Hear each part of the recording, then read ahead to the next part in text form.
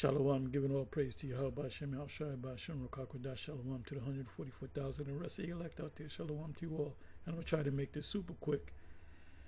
Anyway, I'm going to entitle this video, We Fact Checking Everything. That's the first part of the title. The second part of the title is, if you're under the new covenant, you have to do these things. So you got guys, the argument is new, whether we're under the new covenant or whether we're not under the new covenant. Are we still under the old covenant? Which we are under the old. We're in between the new and old covenant. We would be under the old covenant because when you come into this truth, you grow your beard, you don't eat pork, you put fringes on, you keep the Sabbath, which is based upon the old covenant. The new covenant are the laws, but when the new covenant comes into play, it's going to be inside of you, meaning you're not going to break a law. See, we break laws. That's why you have sacrifice, or sin sacrifice. When we're under the new covenant, there will be no more sin sacrifice because we're not going to sin. And the other nations are not going to sin because we're going to be over them. We're going to be like hawks over them. But anyway, you individuals out there that say you are under the new covenant, if you have wives, that makes you a priest. The fulfillment that Moses spoke about in was it Exodus 19? You can start the 4th verse to the 6th verse, a kingdom of priests, which is also spoken about. Peter mentioned it, a royal priesthood, and in Revelation chapter 5, it's also mentioned. Could be mentioned a couple other times, but I brought you out to pull out a couple of scriptures. So if you're under the new covenant now, and you have a wife or more than one wives that are not virgins when you got with them, you gotta push them out. You gotta get rid of them. Can't deal with them. The only woman that you can get is a woman that's a virgin, and good luck trying to find a woman that's a virgin, of an 18-year-old virgin, a 20-year-old virgin.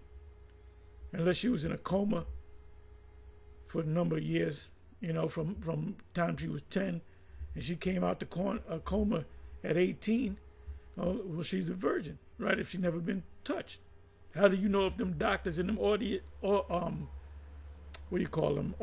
didn't touch her? Or male nurses. So, there's a lot of things involved in the new covenant. Like I said, if you're a woman, if you have daughters, if those are my daughters, inside joke. If you have daughters and they play the harlot, you have to kill them. You can't stone them, can't give them poison, can't drown them. You got to burn them with fire. So you guys that are under the new covenant, hey, I'm under the new covenant, brother.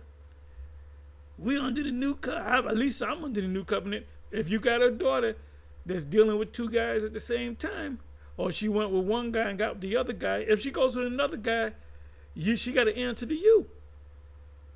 And in this society, believe me, if you have daughters of a certain age, they all harlots.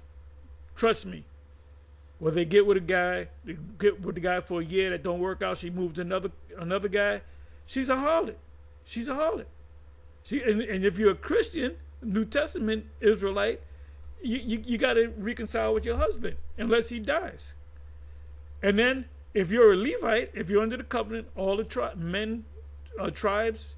men of the 12 tribes of of Israel, they can only get virgins, and they can't get widows. Well, but this guy's the husband died, so no. You're a Levite now. Judah's a Levite, Benjamin a Levite, Ephraim a Levite, Issachar a Levite. I mean a priest, which are Levites. Levites just means joined to me. You're going to be joined to the Most High, and that's the new covenant. You're going to be joined to the Most High. Most High going to put that in your inward parts.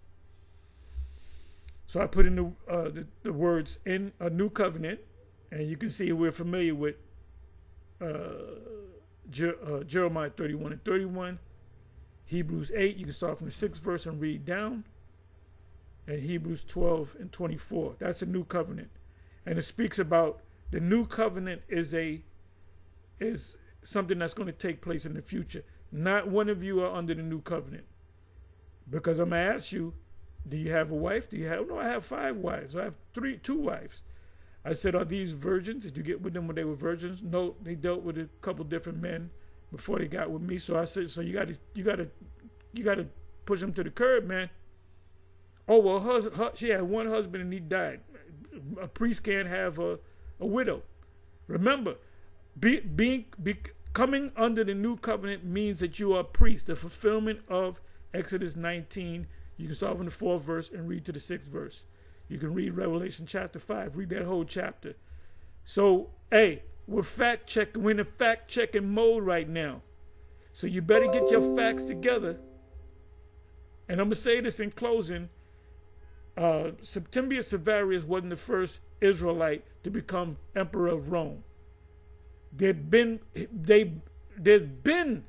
emperors from 96 AD all the way up to 193, 300, the 300 AD, 217, 218, Emperor what's his name? Macrinus, I believe it is. Denzel's playing him in Gladiators 2.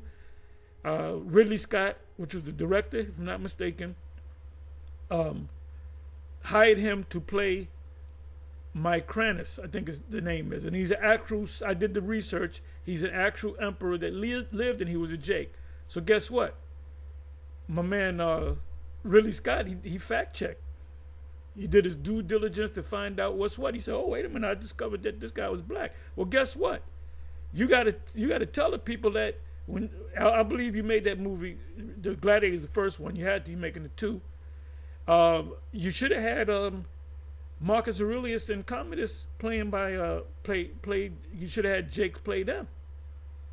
And all the top generals during that time, the guys at the first scene, you had the Romans. Most of them were Jakes.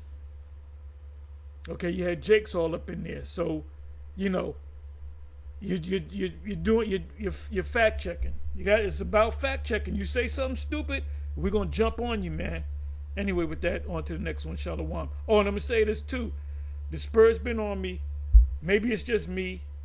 Maybe I'm just thinking this way. Maybe I'm mad. But the Spirit is on me.